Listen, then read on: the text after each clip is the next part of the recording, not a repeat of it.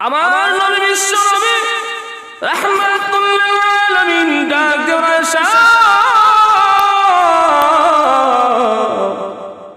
উহুদের চাইতেও আরো কঠিন পরিস্থিতি ঘটেছিল। যেই মুহূর্তে তায়েফের ময়দানে ওই এলাকাবাসীকে দাওয়াত দেওয়ার জন্য আমি রাসূল গিয়েছিলাম, ওই তায়েফ এলাকাবাসী আমাকে গ্রহণ করে নাই। এর বড় বড় নেতারা আমার পিছনে দুষ্ট পোলাপান লেলে দিয়েছিল। ওই পোলাপান গুলো আমার শরীরের মধ্যে এমন ভাবে আঘাত করা শুরু করলো, পাথরের আঘাতে আমি বিশ্ব নবীর শরীরটা রক্তাক্ত হয়ে গিয়েছে। আমি রাসূল অজ্ঞান হয়ে জমিনের মধ্যে পড়ে গিয়েছি। আবার আমাকে দাঁড় করায়া হুশ এনে এনে আবার আমাকে আঘাত করেছে। এইভাবে একবার নয়, দুইবার নয়, কয়েকবার পর্যন্ত আমি জমিনের মধ্যেই অজ্ঞান হয়ে পড়ে গিয়েছি।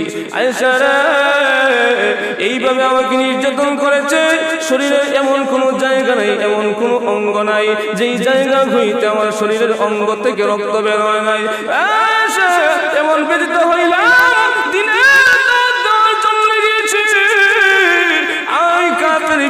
আমাকে না বুঝে আমার শরীরের উপরে এমন ভাবে আঘাত করেছে, আমি অজ্ঞান হয়ে জমিনের মধ্যে পড়ে রইলাম। যেই সময় আমার হুঁশটা ফিরেছে, অমনি তাকায় দেখি উত্তপ্ত মরুভূমির মধ্যে আকাশের দিকে তাকায় দেখি এক খণ্ড মেঘের টুকরা আমি রাসূলকে এসে ছায়া দান করতেছে। জোরে কন্যা সুবহানাল্লাহ।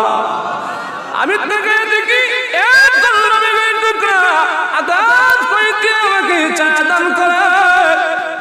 সূর্যের আলো যেন রাসূলের শরীরের মধ্যে না লাগতে পারে।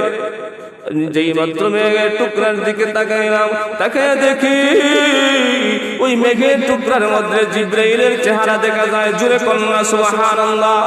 আরেকটু জোরে কোন সুবহানাল্লাহ। জিবরাইলের চেহারা দেখা যায়। অমনি জিবরাইল আমাকে ডাক দেন, ইয়া রাসূলুল্লাহ, ইয়া হাবিবাল্লাহ, ও আল্লাহর নবী, আমি জিবরাইল আপনার কাছে হাজির হয়ে গিয়েছি।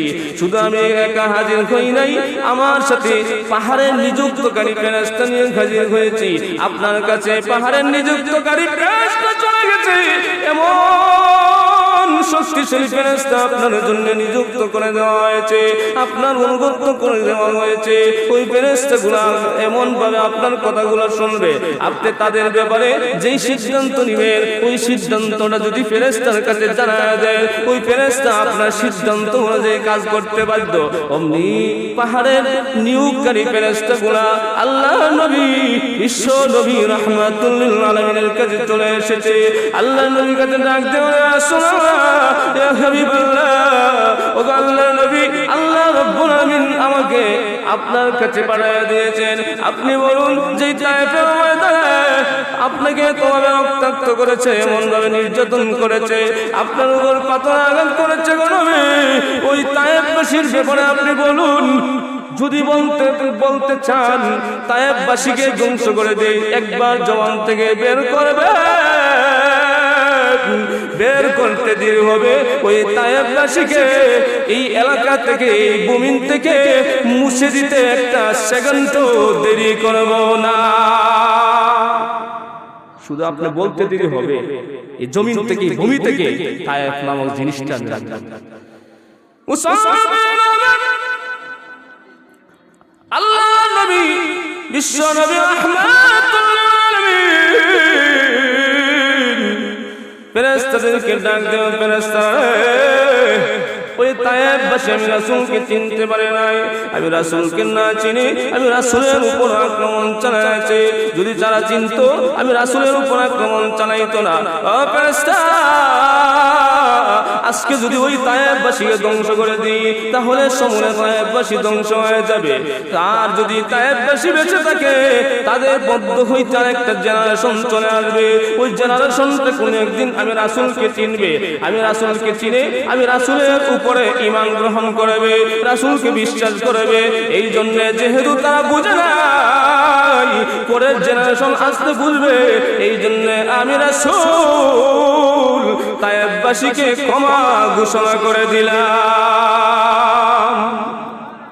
যদি আমরা রূপ হইতেই হবে, ডাইরেক্ট আল্লাহ তারা মরতো। কথা কই না কেন? আল্লাহ রাসূল মাফ করে দিয়েছেন, এত আক্রমণ চালাইছে।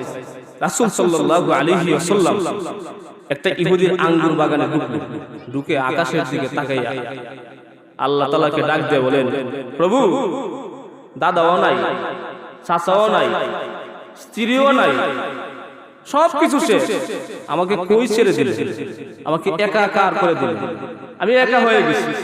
যেই মাত্র এই কথা আক্ষেপ নিয়ে বললেন, আল্লাহ তাআলা সাথে সাথে জবাব দিতে পারতেন, বন্ধু, আপনাকে আমি একা ছেড়ে দেই নাই, আমি আল্লাহ আপনাকে একা ছেড়ে দেই নাই বলতে পারতেন, কিন্তু সাথে সাথে না বলে আল্লাহ তাআলা ডাক দেন, জিবরাইল, আমি রাসূলকে কথা বলে সান্ত্বনা দিতে চাই না, আমি কর্মে দেখাইয়া, কাজে কর্মে দেখাইয়া আমি রাসূলকে সান্ত্বনা দিতে চাই। জোরে কন্না সুবহানাল্লাহ। এই জন্য আমার রাসূল বিশ্বনবীকে আল্লাহ রাব্বুল আলামিন পবিত্র মেরাজে ডাক দিয়েছেন।